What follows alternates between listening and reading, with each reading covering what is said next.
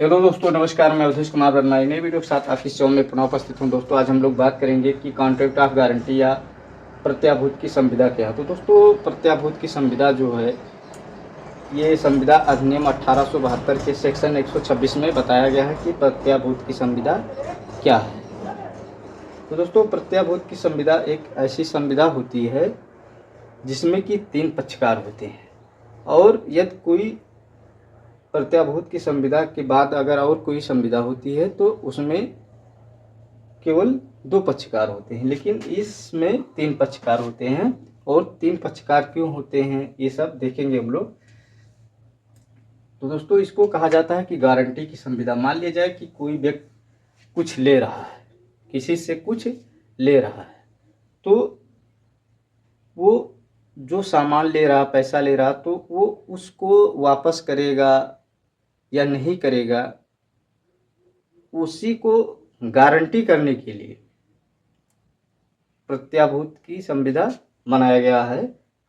कहा गया है कि अगर जो आदमी ले रहा है वो यदि नहीं देगा तो जो मूल ऋणदाता है उसका नुकसान लग जाएगा।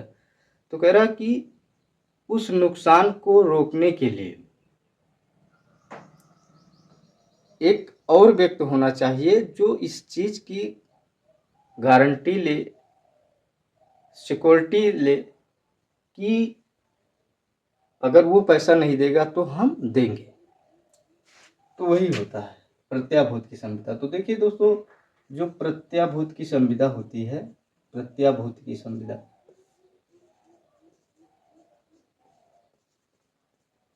इसमें दो, केवल अगर संविदा होगा, केवल संविदा, तो इसमें 2 पक्षकार होंगे,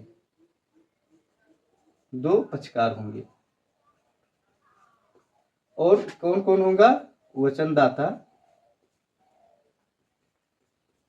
और वचनग्राही। एक आदमी कुछ कहेगा और एक आदमी कुछ सुनेगा। इसमें 2 पक्षकार, कम से कम 2 पक्षकार होते हैं। लेकिन जब प्रत्याभूत की संविदा होगी तो कम से कम कितने पक्षकार होंगे? 3 पक्षकार होंगे। कितने पक्षकार होंगे? कम से कम 3 पक्षकार होंगे। ये हो गया ऋणदाता, ऋणदाता इसको कहा जाता है, ये को ऋणदाता। ये हो गया मूल ऋणी, ये बी है। कौन है? बी क्या है? मूल ऋणी। ये है मूल ऋणी। और सी हो गया प्रतिभू, प्रतिभू। सी क्या हो गया? प्रतिभू। तो इसमें जो होता है 3 पक्षकार होते हैं। एक होता है ये, मान लिया जाए बी को, बी क्या है? मूल ऋणी है। ये ऋण लिया है या लेना चाहता है, तो ये ऋणदाता कौन है? ये के पास जाता है। कौन? बी जाता है। ये के पास जाता है कि हमें कुछ सामान दे दो, पैसा दे दो या कुछ भी दे दो। जैसे आप लोग बैंक में अक्सर लोन वगैरह लेने जाते हैं तो आपको बोलता है कि कोई गारंटर लेके आओ, तो वहाँ क्या कर रहा है? वो प्रत्याभूत की संविदा कर रहा है कि अगर गारंटर की बात होगा तो यदि आप पैसा नहीं देंगे तो गारंटर को पैसा देना पड़ेगा। तो वही कह रहा है कि मूल ऋणी। अब मूल ऋणी में जो होता है, मूल ऋणी जो होता है ये ऋणदाता के पास जाएगा कि भैया हमको इतना सामान या 10,000 रुपये चाहिए, 10,000 रुपये चाहिए। तो ये डायरेक्ट मना कर देता है। क्या कहता है? मना कर देता है कि देखो भैया, हम तुम्हें किस बेस पे पैसा उधार दे दें। अगर तुम हमारा पैसा ना दो तो कह रहा कि तुम कोई ऐसा आदमी लेके आओ जिसपे हमको भी विश्वास हो, उसके पास कुछ संपत्ति हो कि अगर वो नहीं देगा तो हम ले लेंगे, या वो देने लायक हो, या उस पर हमें भी यकीन हो। तो वो क्या करता है? सी को लेकर जाता है। सी, ये जो प्रतिभू है, इसको लेके जाता है इसके पास।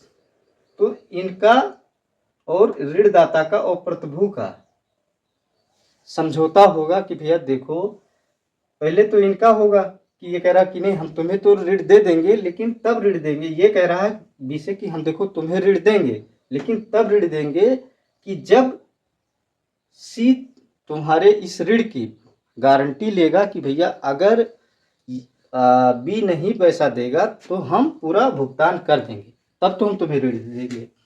तो ये यहाँ पे जो है जाएगा सी। तो सी जब जाएगा तो इसके और इसके बीच में समझौता होगा और बताएगा कि देखो भैया हमसे बी ऋण लेना चाहता, लेकिन हम ऋण इसी बेस पे देंगे कि अगर बी ऋण नहीं देगा तो तुम्हें पूरा भुगतान करना पड़ेगा। अगर यहाँ पे सी राजी हो जाता कि ठीक है भैया बी को ऋण दे दो, अगर वो नहीं देगा तो हम आपका ऋण का भुगतान कर देंगे, ठीक है ना। तो इसका कॉन्ट्रैक्ट होगा। फिर जो होता है प्रतिभू और मूल ऋणी का। मूल ऋणी जो होता है ये प्रतिभू जो सिक्योरिटी होगा उसको पूरा यकीन दिलाएगा कि भैया देखो हम थोड़ा दिक्कत में हैं, जैसे ही होगा हम पूरा भुगतान कर देंगे, आपके ऊपर कोई भी आपत्ति नहीं होगा, आपको ऋण नहीं देना पड़ेगा, पूरा चीज़ बताएगा, कोई चीज़ छुपाएगा नहीं, ठीक है। कोई कपट कोई द्वेष भावना कुछ भी नहीं रखेगा, पूरा चीज़ तीनों का आपस में कॉन्ट्रैक्ट होगा। पहला कॉन्ट्रैक्ट होता है ऋणदाता और मूल ऋणी के बीच में। देखो ऋणदाता और मूल ऋणी के बीच, अर्थात ये जैसे देखो फिर पहला होता है ये और प्लस बी के बीच में, ठीक। फिर होगा ये प्लस सी के बीच में, उसके बाद होगा सी प्लस बी के बीच में। ये आपस में इनका जो है कॉन्ट्रैक्ट होगा। ये कौन है? ऋणदाता है, ये है मूल ऋणी है। फिर पहले ऋणदाता और मूल ऋणी के बीच में कॉन्ट्रैक्ट होगा। फिर होगा कॉन्ट्रैक्ट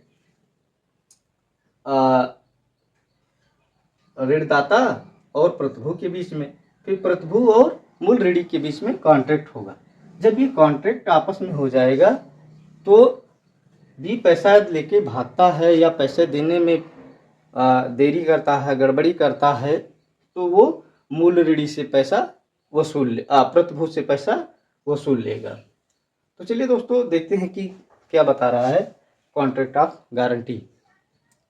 दोस्तों कह रहा है कि किसी पर व्यक्ति द्वारा व्यक्त कर्म के दशा में, मतलब व्यक्त कर्म का जो दशा का मतलब होता है कि अगर कोई व्यक्ति ऋण ले लिया है और वो ऋण देने में कोई गड़बड़ी करता है, नहीं ऋण दे पाता है, अपने वचन का उल्लंघन करता है, तो ऐसे दशा में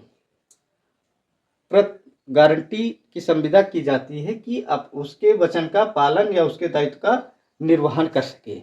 एक ऐसा व्यक्ति हो कि जब जो मूल ऋणी है यदि वो उधार लिया हुआ पैसा संपदा जो भी है वो यदि रिटर्न ना करे, तो एक ऐसा पक्षकार हो जो उसके वचन का पालन करे, उसी को क्या कहा जाता है?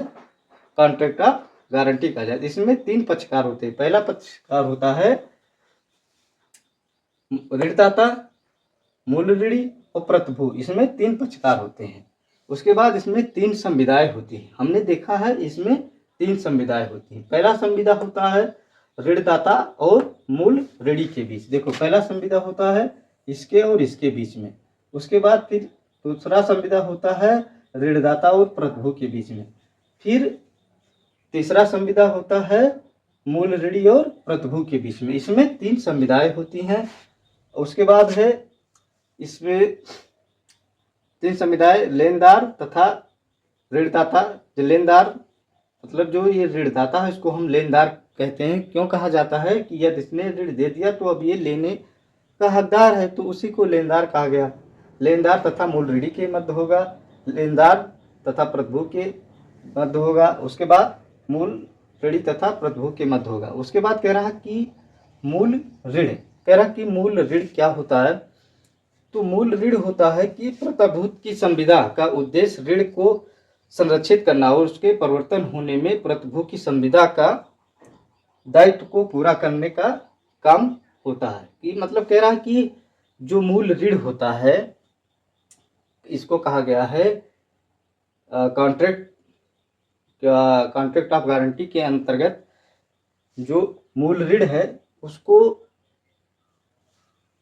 ऐसे में बांधा जाता है कि मान लिया जाए कि अगर ऋण जो है इसमें 3 लोग होते हैं और तीनों लोग में अगर पहला जो होता है ऋणदाता और मूल ऋणी यदि पैसा नहीं देते हैं तो प्रतिभू को वो पैसा देना पड़ेगा, उसी को कहा गया है मूल ऋण। तो उसके बाद है प्रतिफल। प्रतिफल इसमें होता है कि प्रत्येक संविदा में प्रतिफल होता है, लेकिन जो होता है इसमें जो ये ऋणदाता है और प्रतिभू है, इनके बीच में किसी भी प्रकार का कॉन्ट्रैक्ट नहीं होगा। उसके बाद है दुष्प्रदर्शन नहीं होना चाहिए, मतलब कि जो होता है इसमें कि किसी भी प्रकार का कपट या ऐसा कुछ नहीं होना चाहिए। लेकिन जो होता है कि या आपको कोई चीज़ जानकारी नहीं है, उसके बाद आप जो है उसको कह दो कि नहीं हम इसको पूरा कर देंगे, ऐसा कुछ नहीं। अगर आपको कंठस्थ है, आपको पूरा रियल है, आपको जानकारी है, नॉलेज है, तभी आप किसी चीज़ की गारंटी ले। कह रहा कि मतलब ये इसका प्रतिभू है उसके बारे में कह रहा है कि वो ऐसे नहीं कि मान लिया जाए वो पैसा देने के लायक नहीं है और जाके गारंटी ले लेता कि चलो ठीक है हम दे देते हैं, या वो ये नहीं जानता है कि बी जो है पैसा ले लेगा और ऋण को नहीं चुकता करेगा, तो ये सब कुछ ना जानते हुए वो जाके जल्दी से हाँ भर लेता है।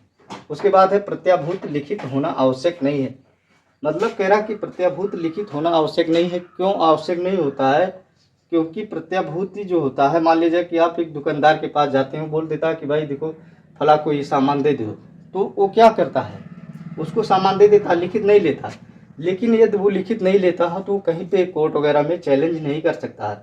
तो प्रत्याभूत की संविदा लिखित इसलिए होना जरूरी होता है यदि आपको कहीं पे चैलेंज करना है। अगर आपको चैलेंज नहीं करना है तो कॉन्ट्रैक्ट तो प्रत्याभूत की संविदा लिखित होना जरूरी नहीं है। तो दोस्तों हमको आशा है कि वीडियो आपको पसंद आया होगा। दोस्तों वीडियो पसंद आया हो तो चैनल को सब्सक्राइब, वीडियो को लाइक, कमेंट और शेयर जरूर करते रहे ताकि आने वाले वीडियो का नोटिफिकेशन आपको सबसे पहले मिल सके। वंदे मातरम, जय हिंद।